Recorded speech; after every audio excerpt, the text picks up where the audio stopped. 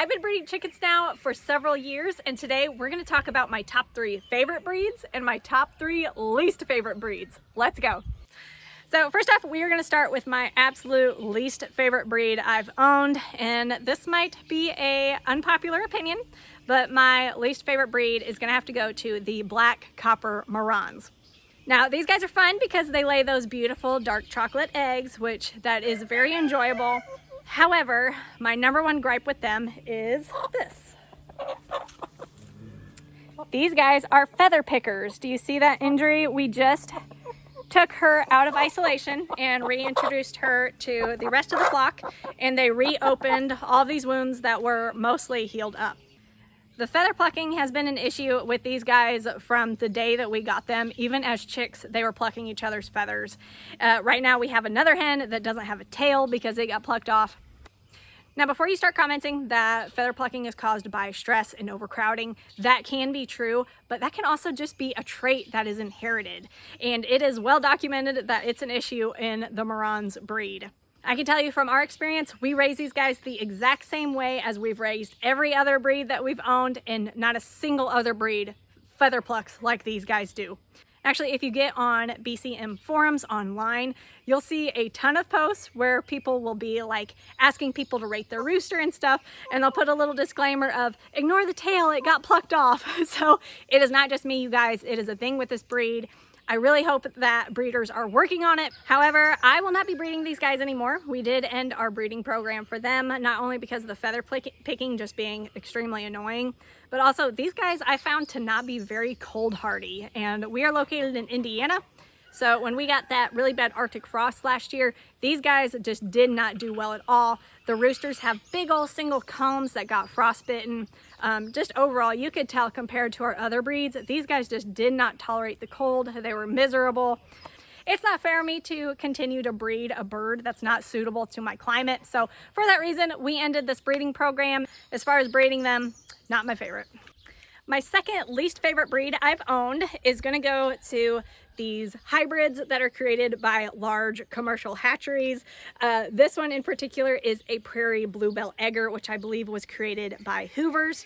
Now, I haven't actually bred these, but I have owned a handful for several years now after I purchased some from the farm store to be a companion to a singleton that I hatched in my incubator. So these are purchased from Rural King. Now, my complaint with these birds is pretty typical of most commercial hatchery bred birds, and that's that their bodies are very slim and they're very lightweight. They're very skinny birds. Now, that doesn't mean they're unhealthy or anything. It's just the way that they're bred. But why I don't love it is it means that even with her clipped wing, you can see here, she can still clear our 5-foot fence that protects my garden and get in there and cause all kinds of issues. So I don't love that. I don't love that she can get into trouble by clearing our fences. So that is why I really prefer the heavier body heritage breed, because they physically cannot jump that high, but she very easily can, even with that clipped wing. Another thing I don't love about these hybrids that the hatcheries create, what they'll do is they'll create a hybrid and they'll give it a cute name. Like I think there's like a Midnight Majesty Marans I saw last time I was at Tractor Supply, Prairie Bluebell Egger. They give them super cute names, but they are typically first generation hybrids, which means there's not a lot of consistency in what they look like. These guys are supposed to be eggers, but whenever I purchased them, I remember seeing a little asterisk on the sign that said they may or may not lay blue eggs. So you may be buying a prairie bluebell egger expecting her to look like this, and you end up growing one out and come to find out it looks totally different. So they're just hybrids. You know, there's nothing wrong with the hybrid bird. You get that hybrid vigor. But for me personally, I like to have a little more consistency in what my birds are going to look like, how they're going to act, and what kind of eggs they're going to lay. So for these, just not a huge fan. My next least favorite breed I've had are golden deathlayers. Now these birds are so gorgeous. I love the way their feathers look. They are good layers, but I would honestly classify this breed as almost being more like a wild type game bird as opposed to a domesticated chicken. So golden deathlayers, they were just recently imported to the United States from Germany for the very first time. So I think breeders are still kind of trying to get a feel for them. But a couple of things that they have found that we've also found to be true is that their chicks require higher protein feed than regular chick starter. And without that higher protein, they tend to get leg issues, very similar to turkey poults. In addition to that, we found that they just don't do very well in captivity. The hens were extremely flighty. They were constantly freaking out anytime we would come in just to do like a simple water change or just to feed them. The roosters got extremely aggressive for no reason. And that's a big no-no on our farm. We do not allow roosters to be aggressive. So for that reason, we no longer breed golden deathlayers, which is a real shame because they really are beautiful birds. My third favorite breed that I've owned is going to go to the English Orpington, and this particular color is a Jubilee. So English Orpingtons, they're absolutely gorgeous birds. I love how heavy-bodied they are. I don't know if the camera is really doing her justice of how truly large she is, but they're gorgeous. They're nice and cold hardy, which is great with us being in the Midwest. Since they are so heavily bodied, it keeps them from hopping over our fences, which makes them easy to deal with. However, these guys did not make it in the #1 or #2 spot because they are dumber than a box of rocks. These guys will literally watch a car as it runs over them. They just don't have the brains to get out of the way. Getting them used to a new routine is kind of difficult, again, because they're just not very intelligent. And also, we had quite a bit of fertility issues with our roosters.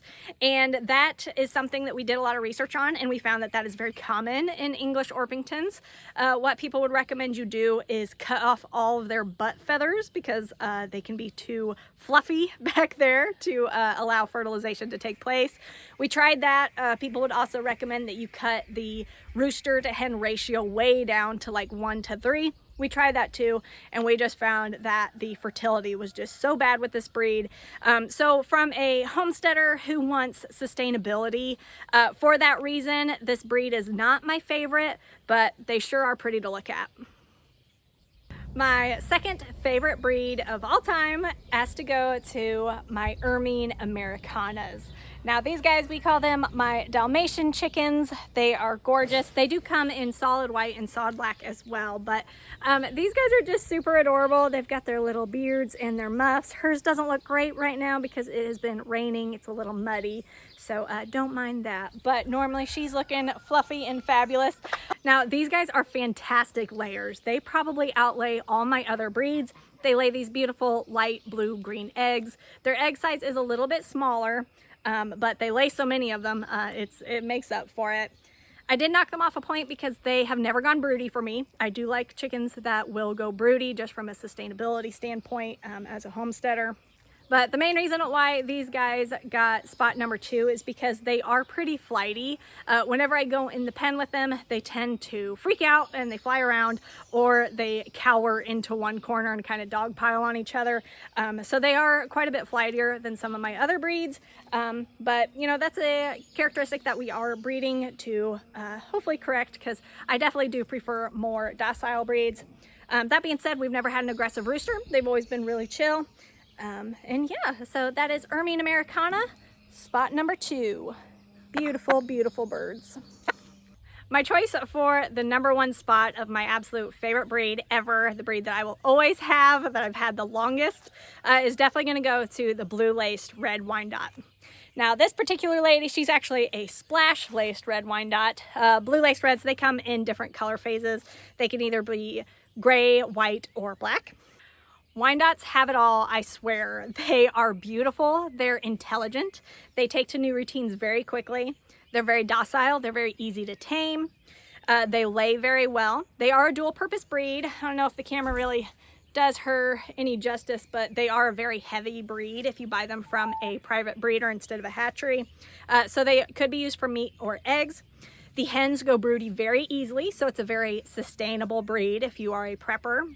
They are extremely chill. I have never had an aggressive bird, either to other birds or to people. Anytime we have a family friend that has kids and they're looking for a rooster that can be reliably safe around kids, we always give them a blue-laced red rooster.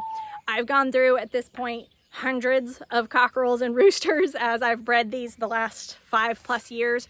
Never had a single one be aggressive. I've always been very happy with their personalities. They're just the best, you guys. I just love them so much. And if I had to choose one breed to have on the homestead, it would be these guys, hands down. So yeah, guys, that is it for today's video. Comment down below and let me know your opinions on your favorite and least favorite breeds. And we'll see you in the next video. Bye.